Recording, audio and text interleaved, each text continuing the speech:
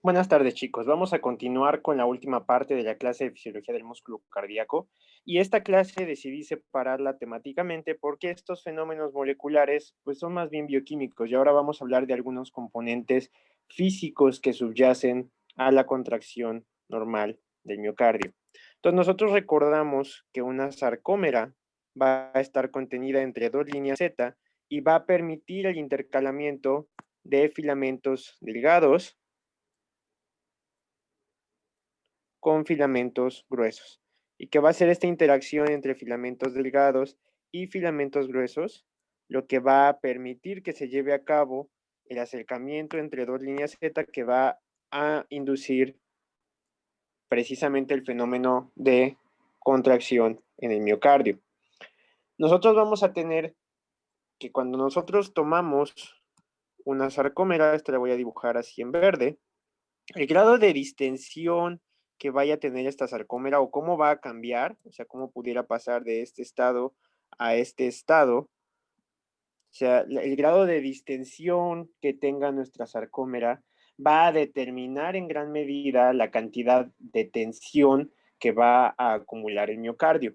Ahora, cuando nosotros pensamos en un músculo, y aquí voy a poner un ejemplo donde el músculo va a estar conectado directamente a una pesa, ¿sale? Entonces esta pesa va a tener un cierto peso conocido, ¿sale? Entonces vamos a ponerle aquí una P de peso. Y este músculo, con todas sus fibras, este es un músculo estriado, evidentemente no es un músculo cardíaco, este músculo va a estar anclado, ¿sale? ¿Qué pasa si en este ejemplo nosotros fijamos la pesa y hacemos que la pesa no se mueva? Inicialmente, antes de que el músculo empiece a hacer cualquier cosa, lo que va a pasar es que esto se va a desbalancear y la pesa se va a mover hacia el piso. Para que el músculo no se vea vencido por la pesa, o sea, que la pesa no lo estire, el músculo va a necesitar, sin cambiar su longitud, acumular una cierta presión o una cierta tensión. Entonces, lo que buscamos es que el músculo preserve su longitud, ¿sale? Y para que el músculo preserve su longitud, lo que va a necesitar es que va a necesitar aumentar la tensión. Cuando el músculo aumenta la tensión sin que se genere ningún movimiento sobre el peso, o sea, solamente para saber cuánto peso necesita levantar, a este fenómeno muscular se le llama contracción isométrica. Durante la contracción isométrica nosotros no tenemos cambios en la longitud del músculo, pero sí tenemos un aumento de tono o un aumento de tensión. Este es el escenario número 1. Vamos a pensar en el escenario número 2. El escenario número 2 va a tener más o menos el mismo desarrollo. Vamos a tener igual nuestro músculo estriado con sus respectivas fibras y ahora va a estar de nuevo conectado a la pesa y esta pesa va a tener un cierto peso conocido, el músculo va a estar fijado, pero ahora la pesa está libre. Entonces el músculo tiene dos opciones. El músculo podría de nuevo vencerse y dejar que la pesa caiga o podría levantar la pesa. Para poder levantar la pesa, el músculo va a tener de nuevo que aumentar el tono, pero ahora probablemente en lugar, perdón, aquí tengo que hacer una corrección. Ahora el músculo en lugar de aumentar el tono, muy probablemente tenga que cambiar su longitud, ¿sale? Esto es para que este cambio de longitud pueda inducir la fuerza necesaria para levantar la pesa, ¿sale? Y entonces este músculo se pudiera cortar y este acortamiento del músculo va a favorecer el levantamiento de la pesa. En este caso, aunque el tono pudiera ser constante, nosotros vamos a ejercer el peso o la presión sobre esta pesa haciendo una contracción isotónica. Entonces, en una estamos favoreciendo, que es en esta que tenemos acá, estamos favoreciendo que el músculo conserve su longitud a expensas de un aumento solamente en tono. Esto es para prepararse para levantar una cierta pesa. Cuando soltamos esa pesa, el músculo ya tiene cierta preparación y ahora con el tono ya acumulado, lo que necesita es cambiar su longitud. Esto va a favorecer que levante la pesa. Esto está ejemplificado en este punto, ¿sale? Entonces aquí, y está mucho más bonito el dibujo para que lo vean, nosotros tenemos una fase de contracción isométrica en la cual el músculo con una longitud constante y un peso que no se levanta va simplemente a cambiar su tono. Este tono lo va a preparar para levantar esta pesa. En cambio, en la fase isotónica, el tono ya está acumulado en el músculo y ahora lo que va a hacer el músculo es disminuirse o acortarse para favorecer el levantamiento de este peso. Ahora, en el corazón esto también ocurre, pero ocurre de una forma diferente, ¿sale? Lo que va a estar ocurriendo en el corazón, y esto es muy interesante y muy importante que lo comentemos de esta manera, es que cuando nosotros hablamos de una contracción isométrica, de lo que estamos hablando es que el corazón se está preparando para llevar una carga. O sea, no está movilizando nada, pero está preparando algo que necesita movilizar.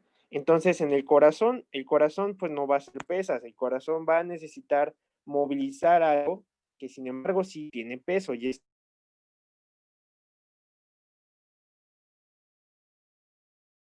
llega al corazón a través del retorno venoso. Entonces, retorno venoso es la llegada de sangre hacia el atrio derecho y va a representar la cantidad de volumen que va a necesitar mover el corazón. Entonces, la cantidad de retorno venoso representa la cantidad de volumen que necesita mover el corazón. Entonces, ese peso que necesita prepararse el músculo para levantar el músculo cardíaco es la sangre, ejemplificada por el retorno venoso. A esto le vamos a conocer en el corazón como precarga. La precarga es la cantidad de fuerza que necesita o de tono que necesita acumular el corazón para poder movilizar el retorno venoso, que es la sangre que llega a el atrio derecho. Y vamos a ver que la precarga va a estar íntimamente relacionado con algunas propiedades de la sarcómera. Ahora, el corazón ya más o menos sabe qué tanta sangre va a necesitar movilizar porque va a conocer este retorno venoso que va a determinar un cambio conformacional, ahorita vamos a ver cómo lo hace, en la sarcómera. Pero ahora necesitamos saber hasta dónde lo necesita llevar o qué fuerza va a necesitar inducirle a esa sangre para que la sangre se pueda movilizar. En eso se va a llevar la fase de contracción isotónica. Y la fase de contracción isotónica corresponde al peso que ahora la necesita el corazón vencer. Y este peso tiene que ver y está muy íntimamente relacionada con la presión de la aorta. Ahora, si estuviéramos hablando del ventrículo derecho, pues lo que se necesitaría vencer es la presión de la arteria pulmonar. Pero la presión más grande que necesita generar el corazón, pensando de la clase de dinámica cardíaca, que el principal objetivo del ventrículo derecho es mover volumen o almacenar volumen, y el principal objetivo del ventrículo izquierdo es generar presión. La mayor cantidad de presión que necesitamos vencer es para vencer el sistema de mayor presión y el sistema de mayor presión es la presión aórtica. Este sistema que necesita vencer el corazón y que es para lo cual acumuló tensión mediante el conocimiento de la precarga, se le va a llamar poscarga. Entonces vamos a regresar a la figura del borón para que entendamos esa idea de manera más precisa. Entonces nosotros tenemos que la poscarga va a ser ese peso que necesita ejecutar el corazón, ¿sale? Para ello va a conocer la cantidad de carga que necesita almacenar y esto lo va a determinar a través de la precarga. Entonces la precarga va a indicar la cantidad de tensión que necesita almacenar para poder vencer el peso o la carga que necesita mover el corazón. Entonces el concepto de precarga se refiere en términos llanos al retorno venoso y muy particularmente este retorno venoso va a determinar el volumen telediastólico, ¿sale? Como vamos a ver en algunos momentos más. La poscarga va a ser aquel peso que necesita vencer el corazón o el peso hacia el cual necesita mover la sangre y esto va a estar determinado por la presión aórtica. Entonces, la precarga se refiere fundamentalmente al retorno venoso y la poscarga se refiere fundamentalmente a la presión aórtica. Ahora, si la precarga es aquello que nos indica qué tanto va a necesitar movilizar el corazón, ¿cómo es que el corazón sabe qué tanto retorno venoso está llegando? Pues bueno, hace un momento habíamos comentado que los cambios en la longitud de la sarcómera son identificables dentro del miocardio. Entonces, lo que está pasando, y esto es muy interesante, es que cuando nosotros pasamos de una sarcómera de este tamaño, por ejemplo, a una sarcómera de este tamaño, tenemos que estar mandando alguna señal molecular que le esté indicando al corazón que la cantidad de sangre que está llegando en este punto o la cantidad de precarga es menor comparado con la cantidad de precarga que está llegando en este punto. Y efectivamente lo que se ha visto a nivel molecular es que cuando analizamos las líneas Z, justamente en las líneas Z se van a anclar las proteínas que van a favorecer la unión al calcio. Entonces, en este punto, las troponinas C, que recordamos de el video que acabamos de ver hace unos momentos, la troponina C va a tener, si hacemos un acercamiento, nuestra troponina C va a tener un sitio de unión a calcio. Y entonces, cuando nosotros hacemos que nuestra sarcómera se distienda o aumente su longitud, aumenta la exposición de sitios de unión a calcio. Entonces, si nosotros aumentamos la cantidad de sitios de unión a calcio en la troponina C, ese calcio que entró del video previo, durante el acoplamiento excitación-contracción, ese calcio que entró va a tener más sitios para favorecer unión a troponina C y esto va a favorecer una mayor contracción cardíaca. Entonces, al tener mayor distensión de la sarcómera, le estamos indicando a nuestro corazón qué tanta tensión va a necesitar acumular acoplándolo con la contracción. Lo acoplamos con la contracción porque la distensión de la sarcómera expone sitios de unión a troponina C y estos sitios de unión a troponina C van a permitir que el calcio se una y esto puede favorecer una mayor contractilidad. A este fenómeno mediante el cual una mayor distensión de la sarcómera por un aumento en el retorno venoso, muy particularmente un aumento en la llegada de sangre al atrio derecho, una mayor distensión de la sarcómera va a inducir una mayor contracción. Otra forma de verlo es que un mayor retorno venoso, que causa una mayor distensión de la sarcómera, conlleva una mayor contractilidad o contracción del corazón. A este fenómeno se le llama fenómeno de Frank-Starling. Entonces, el fenómeno de Frank-Starling ocurre debido a que hay un mayor retorno venoso. Este mayor retorno venoso implica una mayor precarga. La mayor precarga se sensa a nivel molecular como un aumento en la distensión de la sarcómera. Aquí se me fue una A. Este aumento en la distensión de la sarcómera va a inducir que se expongan muy importantemente los sitios de unión a calcio de troponina C y esta mayor exposición de los sitios de unión a calcio a troponina C va a favorecer mayor interacción de actina y miocina debido a que la troponina C va a movilizar el andamiaje de troponina T e I liberando el sitio de unión a miocina en las cadenas ligeras de actina, va a favorecer el entrecruzamiento de estas fibras aumentando la contracción. Entonces, mayor precarga, mayor retorno venoso que ocasiona una mayor precarga, induce una mayor distensión de la sarcómera, lo cual induce una mayor contracción. El mecanismo de Frank-Starling dice que a mayor precarga, mayor contractilidad del corazón.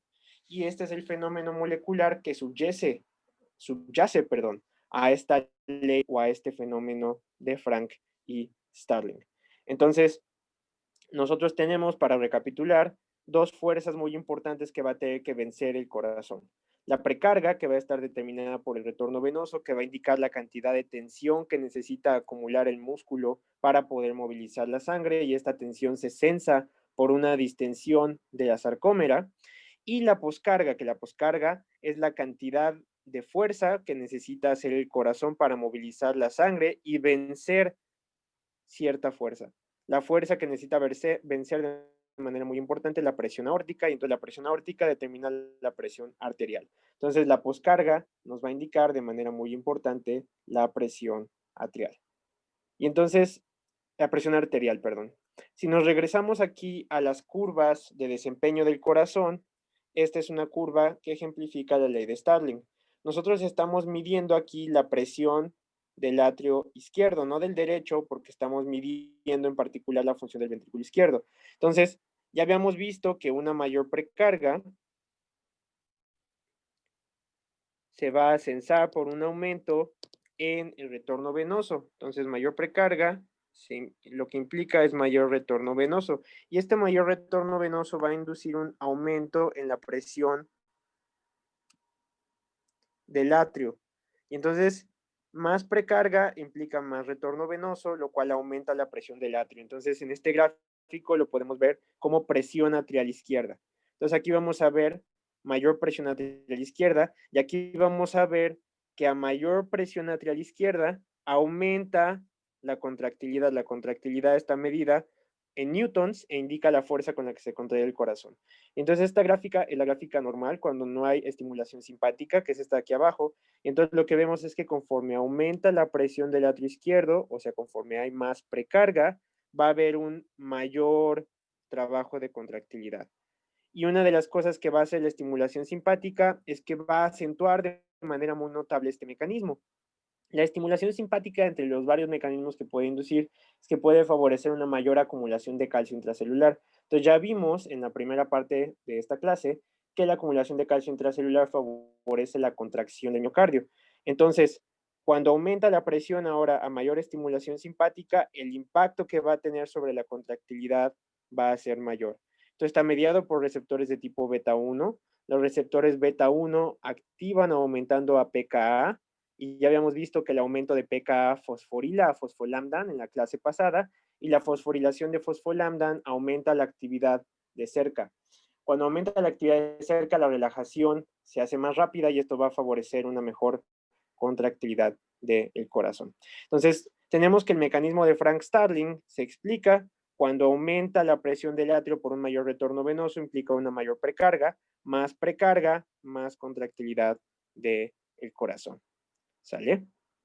Ahora, nosotros podemos explorar el impacto que tienen todos estos fenómenos moleculares en el corazón utilizando nuestras curvas de presión-volumen. Entonces vamos a integrar lo que vimos en la clase de dinámica miocárdica con lo que estamos viendo ahorita.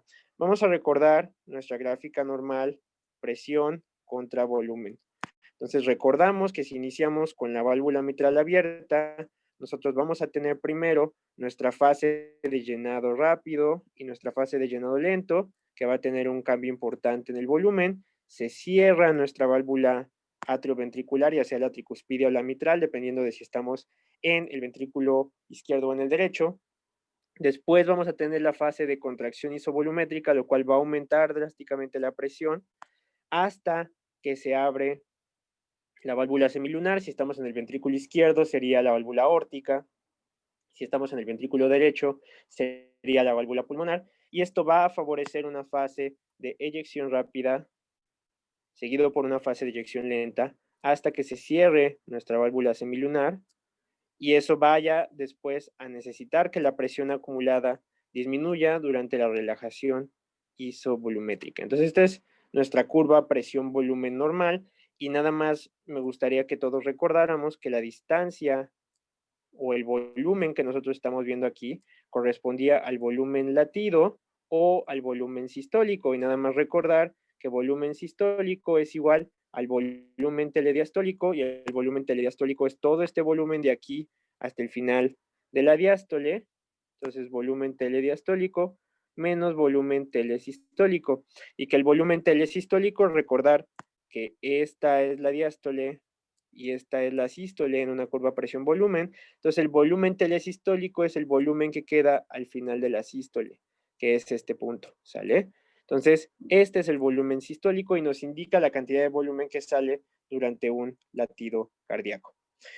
Entonces, ya vimos que nosotros podemos medir por ecocardiograma el volumen telesistólico y el volumen telediastólico. Entonces, podemos tomar un ecocardiograma y podemos medir las cavidades del corazón, estimar el volumen al final de la sístole y estimar el volumen al final de la diástole y con ello obtener el volumen sistólico y calcular nuestra fracción de eyección, que si recordamos, la fracción de eyección es igual al volumen sistólico sobre el volumen telediastólico y esto lo multiplicamos por 100. Mayor a 55%, tenemos una fracción de eyección conservada, ¿sale? Pero ¿cómo evaluaríamos la contractilidad del corazón? Acabamos de decir que la contractilidad es un fenómeno muy importante y a nosotros nos gustaría poder cuantificarla. Hay una forma en que nosotros podemos medir la contractilidad del corazón. Para ello voy a dibujar de nueva cuenta una gráfica presión-volumen. Voy a poner aquí nuestra gráfica normal y entonces aquí tenemos nuestros fenómenos valvulares, apertura de las atrioventriculares, cierre de las atrioventriculares, apertura de las semilunares, cierre de las semilunares, ¿sale? ¿Qué pasa si nosotros aumentamos la precarga? Ya quedamos que la precarga corresponde al volumen telediastólico de manera indirecta. Entonces, ¿qué pasa si nosotros lo que hacemos es pasar este punto de volumen, recordar que nuestro gráfico es presión-volumen, entonces si nosotros queremos aumentar el volumen, ¿qué pasa si lo pasamos ahora a este punto? O sea, de aquí a acá. Primero lo que tendríamos es que nuestra fase de llenado se prolongaría, esto lo voy a poner con el color rojo, entonces se va a prolongar nuestra fase de llenado. Si nosotros no cambiamos la presión aórtica, nosotros tendríamos que volver a subir más o menos hasta este punto, ¿sale? Pero vamos a poner para fines experimentales que nosotros vamos a impedir que nuestra válvula aórtica se cierre.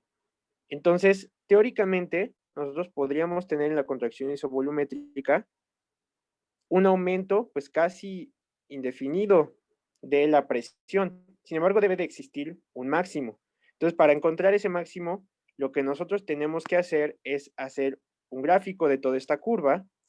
Entonces, aquí voy a poner un nuevo punto, va a caer más o menos acá, para tratar de regresar a este punto, y después yo pudiera tratar ahora de disminuir mi precarga, y entonces ahora pudiera pasar este punto azul, entonces ahora llevaría este punto, y me pudiera ir todavía más abajo, hacia acá. Perdón, ese gráfico estuvo muy feo, voy a borrarlo, y voy a volverlo a hacer. Entonces tendríamos nuestro aumento, y entonces decimos que en teoría nosotros no tendríamos un límite y acá nosotros tampoco vamos a tener un límite. Entonces, tenemos que como nuestra válvula aórtica no está abriéndose en este punto, que es donde nosotros lo queremos abrir, y esto pues evidentemente no es algo que se pueda lograr en situaciones experimentales, sino es nada más una proposición teórica, y quiero enfatizar en eso, pues nosotros vamos a tener que nuestras curvas van a cambiar de manera importante, ¿sale? Entonces, nuestros puntos van a cambiar y pueden condicionar que nuestras curvas se vean así. Entonces, nosotros podemos hacer un gráfico que pase por estos 3 puntos que nosotros acabamos de generar, que es el punto de presión que ocurre al final de la sístole. Y entonces, si nosotros hacemos una línea, aquí no me salió muy bien la figura, pero ahorita que veamos la figura del boro, vamos a ver cómo queda, nosotros podemos obtener esta línea. Y esta línea es la línea teórica de contractilidad. Entonces, nosotros podemos usar la presión al final de la sístole como un indicador de la contractilidad del miocardio. Entonces, esta contractilidad la vamos a ver con esta línea. Como aquí no me quedaron muy bonitas las gráficas, quiero ejemplificarlo directamente con la gráfica que viene del boron para que entendamos. Entonces, aquí tenemos nuestra gráfica normal, que es la que está de color morado, ¿sale? Y vamos a tener primero un aumento en la precarga. Este aumento en la precarga se va a ver ejecutado por un aumento de volumen que va a pasar de este punto C ahora a este punto C. Entonces, si nuestra válvula aórtica tuviera la misma presión, se volvería a abrir a este punto, pero estamos diciendo que teóricamente vamos a permitir que la válvula nunca se abra. Entonces, en teoría la presión subiría, pero llegaría hasta un límite. Este límite es la presión isovolumétrica máxima teórica, ¿sale? es lo tanto que subiría. Entonces, si aumentamos la precarga, pudiera ser mayor la presión isovolumétrica máxima. Sin embargo, la presión que queda al final de la sístole va a ser ligeramente diferente y sí va a aumentar. Vean cómo pasamos aquí. Voy a hacer un poco más de acercamiento. Pasamos de F' a F2'. ¿Sale? Entonces vamos a tener un ligero movimiento y si nosotros hacemos un gráfico de la presión telesistólica, esta presión telesistólica nos va a permitir generar una línea y esta línea nos va a indicar la contractilidad del miocardio, ¿sale? Entonces en una gráfica presión-volumen, cuando aumentamos la precarga teniendo cerrada la válvula aórtica, este aumento teórico de presión tiene un límite y ese límite está determinado por la contractilidad. Entonces, el corazón no va a poder generar más presión que la máxima contractilidad que tenga. Entonces, por eso que esta línea nos indica contractilidad, porque la máxima tensión que puede acumular nuestro miocardio está determinado por qué tanto se contrae. Y entonces nosotros podemos entender cómo cambia la función del miocardio si nosotros empezamos a variar cosas, ¿sale?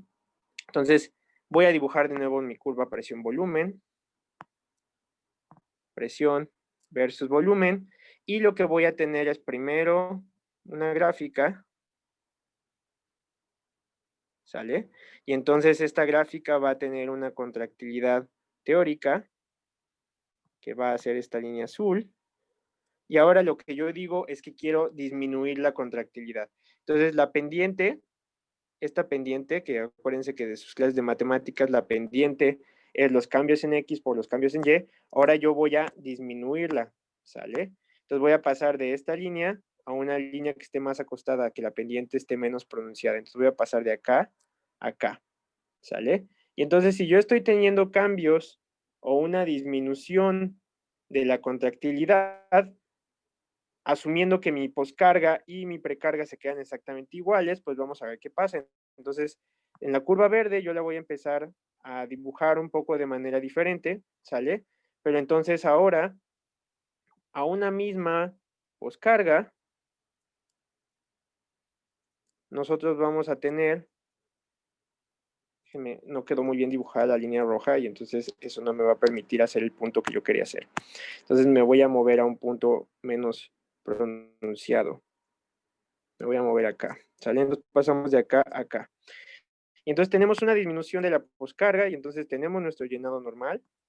Partimos desde este punto, llegamos hasta la misma poscarga, tenemos nuestra fase de eyección. Sin embargo, como ahora tenemos otro nivel de contractilidad, nosotros no podemos llegar hasta este punto original, sino ahora nos tenemos que quedar en este punto original. Y entonces lo que va a ocurrir es que nuestro volumen latido va a disminuir. Entonces, estos cambios en la pendiente de contractilidad, que pudiera darse, por ejemplo, por un daño al miocardio o por un factor que disminuya la contractilidad, y ahorita voy a introducir cómo le llamaríamos a ese factor, esto ocasionaría una disminución del volumen latido. Entonces, cuando baja la contractilidad, nuestra curva de presión-volumen nos va a predecir una disminución del volumen latido. Por lo tanto, también va a disminuir el trabajo total del corazón, si recordamos que el trabajo total es el área contenida en nuestra curva de presión-volumen, ¿sale? Entonces, aquí, en nuestro gráfico en el Boron, vemos, yo les quise poner qué pasa cuando disminuye, pero qué pasa si aumenta. Entonces, aquí estamos teniendo que nuestra gráfica original es esta morada, ¿sale? Esta es nuestra pendiente de contractilidad. Y entonces ahora estamos pasando de aquí a acá, donde la contractilidad está aumentada.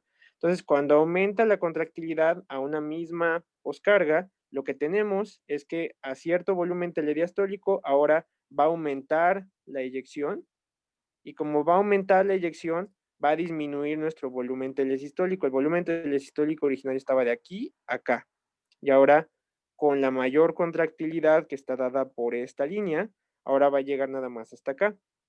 Entonces, cuando aumenta la contractilidad,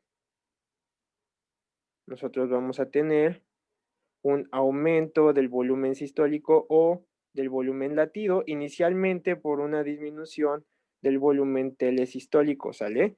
Pero posteriormente, y esto por eso enfatizo que es inicial, Ahora, como quedamos este volumen telesistólico, pues ahora nosotros vamos a poder tener un mayor llenado del corazón.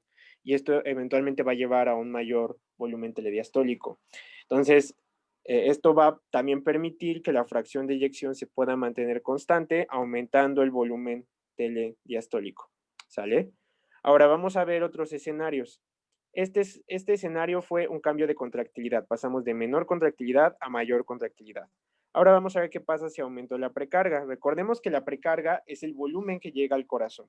Entonces, nuestra gráfica original es esta gráfica morada y nosotros vamos a pasar de esta gráfica morada, de este volumen telediastólico, a este volumen telediastólico, ¿sale? Entonces vamos a llegar ahora hasta acá durante nuestra fase de llenado. Entonces, más precarga implica un mayor volumen telediastólico y este mayor volumen telediastólico cuando nuestra poscarga o nuestra presión aórtica es igual, lo que va a implicar es una mayor eyección, ¿sale? La contractilidad se mantiene igual, pero entonces va a haber una mayor eyección y también va a aumentar el volumen sistólico. Una mayor precarga va a inducir un mayor volumen sistólico. Hace un momento habíamos comentado que una mayor precarga también puede inducir una mayor contractilidad. Entonces, eventualmente, lo que va a pasar es que se va a igualar con lo que nosotros tenemos acá. Entonces, un aumento de precarga eventualmente pudiera llevar a este escenario, pero como aquí estamos manteniendo la poscarga y la contractilidad constante, no estamos viendo este cambio. Sin embargo, si pudiéramos primero tener un aumento de precarga y después tener un aumento de contractilidad, como lo predice el fenómeno de Frank Starling.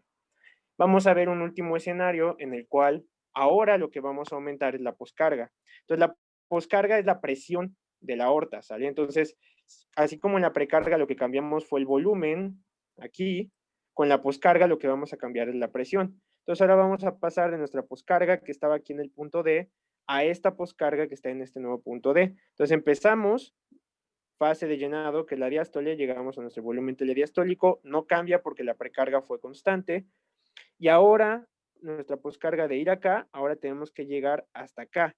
Entonces vamos a recordar que nuestra contractilidad se quedó igual, ¿sale? Entonces mantuvimos la precarga y la contractilidad igual.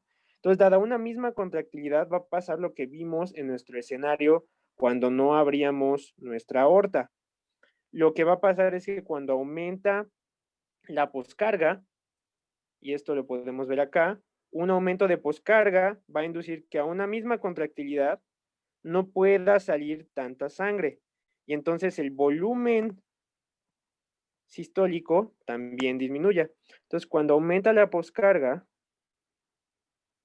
nosotros vamos a tener que cuando la contractilidad se queda igual, un aumento en la poscarga va a inducir una disminución del volumen sistólico, ¿sale?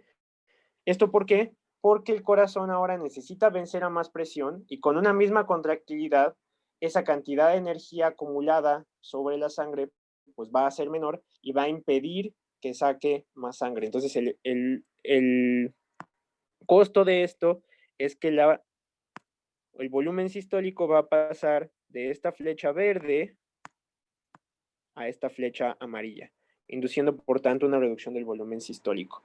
Entonces, estamos viendo que los gráficos presión-volumen nos van a permitir ver el impacto de la contractilidad, de la precarga y de la poscarga. Estos ejemplos que vimos ahorita son muy reduccionistas, generalmente ocurren múltiples cambios al mismo tiempo. Entonces, que si hay un aumento en la precarga, también puede cambiar la contractilidad y eso puede modificar levemente la poscarga. Sin embargo, tenemos que entender primero cómo se están dando estas relaciones cuando los otros fenómenos se mantienen constantes. Ya nada más para terminar, vamos a integrar algunos otros conceptos que pueden ocurrir durante la contractilidad. Primero, la contractilidad del corazón va a tener un nombre en las propiedades miocárdicas que se llama inotropismo. Entonces, inotropismo, cuando el inotropismo es positivo, implica un aumento de contractilidad y cuando el inotropismo es negativo, implica una disminución de la contractilidad. Otra propiedad del corazón, además de la contractilidad, va a ser la frecuencia cardíaca. Y la frecuencia cardíaca, Cuando nosotros la describimos de acuerdo a las propiedades del corazón, se llama cronotropismo.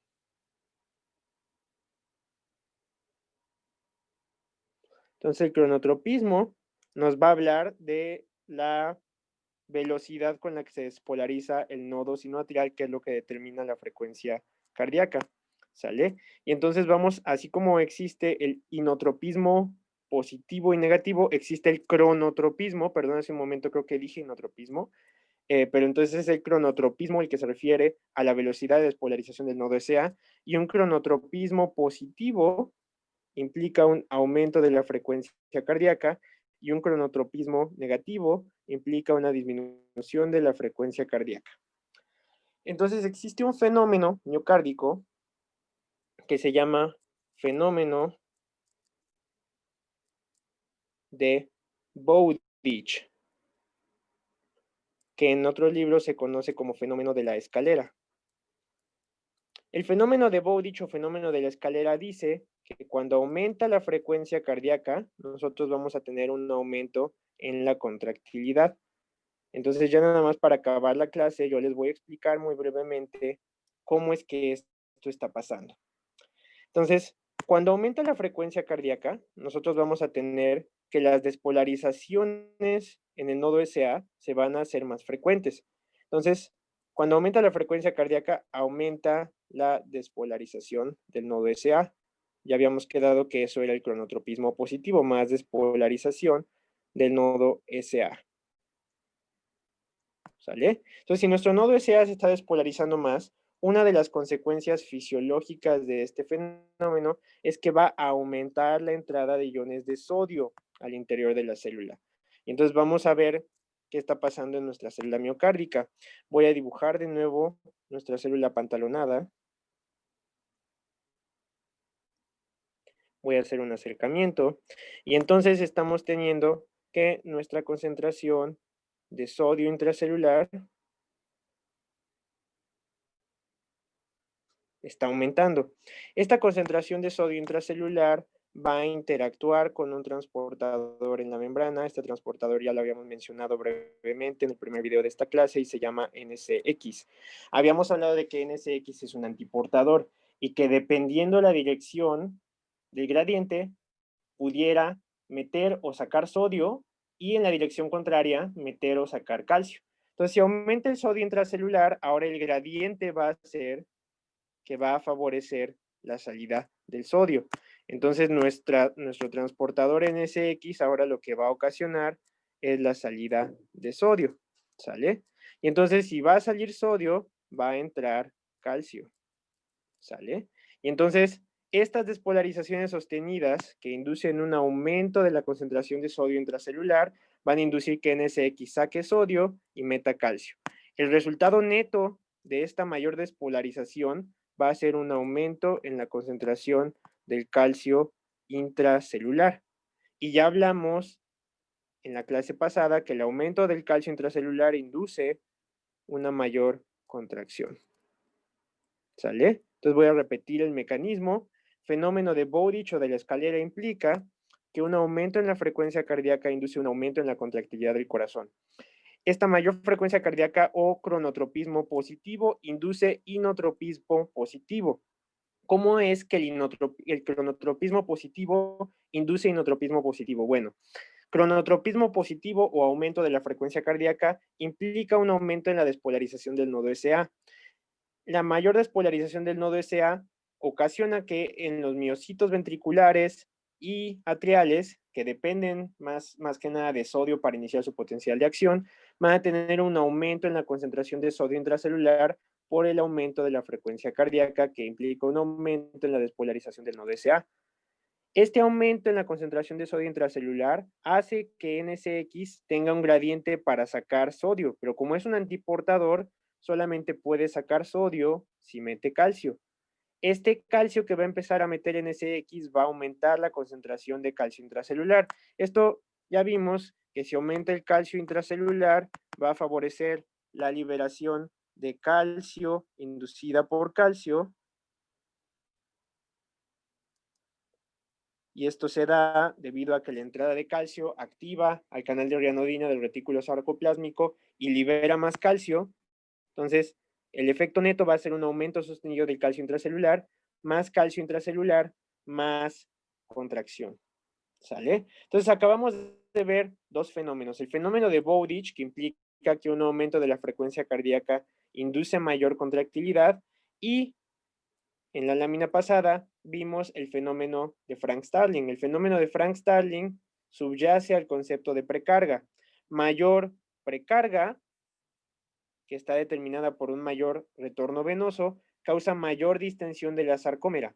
Esta mayor distensión de la sarcómera expone sitios de unión a calcio para troponina C y esto aumenta mayor contracción. Entonces, mayor precarga, mayor contracción. O dicho de otra forma, más precarga, inotropismo positivo y por lo tanto fenómeno de Frank y Starling. Y con esta idea concluimos la clase en la que discutimos los fenómenos de precarga y de poscarga y los fenómenos moleculares que subyacen a la contracción del corazón. Muchas gracias y que tengan muy buen día.